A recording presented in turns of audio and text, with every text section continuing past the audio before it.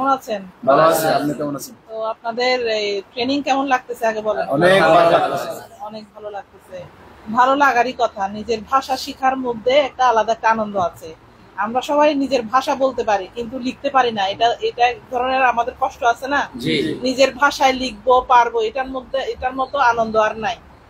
আপনারা জানেন যে আপনারা আমাদের যে বাংলা ভাষাটা হয়েছে, বাংলা ভাষা কিন্তু আমরা একসময় বলতে পারি নাই। আমাদের যে পাকিস্তানি যে ইয়ে ছিল, আমাদের ভাষাটা কেড়ে নিছিল, বলছে যে এখানে বাংলা ভাষা বলা যাবে না, উর্দু বলতে হবে। সেটা 1952 সালের ঘটনা। আপনারা বোধহয় অনেকেই জানেন, যদি নাও জানেন তাও বলি। 1952 সালে পাকিস্তানিরা এখানে ছিল, তারা আমাদেরকে বাংলা ভাষা বলতে দেয় নাই, বলতেছে এখানে রাষ্ট্রভাষা হবে উর্দু, বাংলা হবে না। তো এটার জন্য আমাদের বাঙালিরা, বাংলাদেশি যারা ছিল বাঙালিরা ভাষার জন্য যুদ্ধ করেছে এবং অনেকেই এখানে মারা গেছে। তো একটা ভাষার জন্য কতটা দরদ থাকলে এরকম হয়। তো সেই ভাষায় আপনি যখন এত সুযোগ পাচ্ছেন, বাঙালিরা কিন্তু ভাষার জন্য প্রাণ দিছে, এই ধরনের একমাত্র বাঙালি জাতি যে ভাষার জন্য প্রাণ দিছে। তো সেই জায়গায় আপনাদের একজন হানিফি আছেন, যে হানিফ সাহেব, উনি এই ভাষাটা আপনাদের জন্য এই অ্যালফাবেট অর্থাৎ বর্ণমালা অ্যালফাবেট সৃষ্টি করে গেছেন। তো আপনারা এটা শিখবেন না কেন? আপনারা যদি শিখেন আপনাদের পরবর্তী জেনারেশন এটা পারবে, এবং এটা যদি চর্চা না করেন তাহলে কিন্তু এটা ধীরে ধীরে ইয়ে হবে না। আপনাদের মতো আমাদেরও, আমি কিন্তু বাঙালি না, হ্যাঁ আমরা বাংলাদেশে থাকি কিন্তু আমি বাঙালি না, আমাদেরও নিজস্ব এরকম অ্যালফাবেট আছে, কিন্তু চর্চার অভাবে আমরাও কিন্তু ওভাবে পারি না। তো সেজন্য এখন কিন্তু বাংলাদেশ সরকার আমাদের পার্বত্য যে অঞ্চল আছে ওখানে কিন্তু এই আমাদের যে ভাষা লেখার বিষয়ে কিন্তু অনেক সচেতন, আমাদেরকে সহযোগিতা করছে।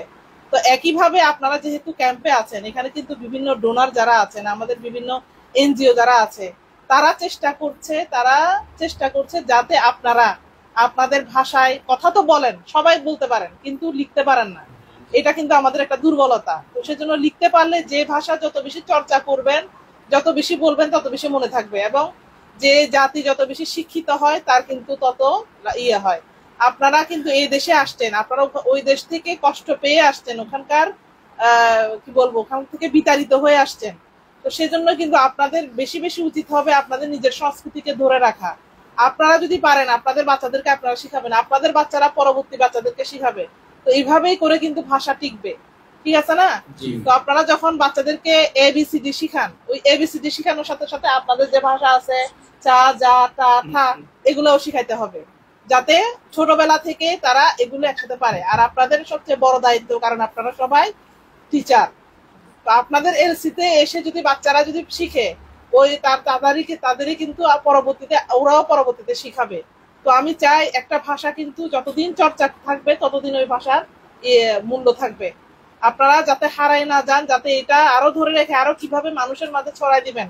শুধুমাত্র স্কুলে পড়ায় শেষ করবেন না, স্কুলের পাশাপাশি যদি সুযোগ থাকে বাসায় কাউকে পড়ানোর, আপনাদের ছেলে মেয়েদের পড়ানোর, কিংবা টিউশনি যদি করেন ওখানে শিখানো, তাহলে কিন্তু এটা আরো বেশি তাড়াতাড়ি হবে। তো আপনারা আমাদের যে ট্রেনার আছে, এই ট্রেনার কিন্তু আপনাদেরকে ভালোভাবে শিখাচ্ছে, এটা আপনারা ভালোভাবে শিখে নেবেন, এবং এই ট্রেনিং কিন্তু এই সুযোগ কিন্তু বারবার আসবে না। তো এই সুযোগটা করে দেওয়ার জন্য আমি আমাদের এখানে যে মুক্তি কোটি ওনারা আছেন, ওনাদেরকে আমি ধন্যবাদ জানাবো এরকম একটা সুন্দর সুযোগ করে দেওয়ার জন্য। কারণ এই সুযোগ কিন্তু অন্যান্য ক্যাম্পে কিন্তু এই সুযোগটা হচ্ছে কিনা আমি জানি না। তো আপনারা কিন্তু লাকি যে এখানে এসে করতে পারছেন। তো সেই জন্য আমি ওনাদেরকেও ধন্যবাদ জানাবো, আপনারাও অবশ্যই এটা ভালো মতো শিখবেন। ধন্যবাদ সবাইকে।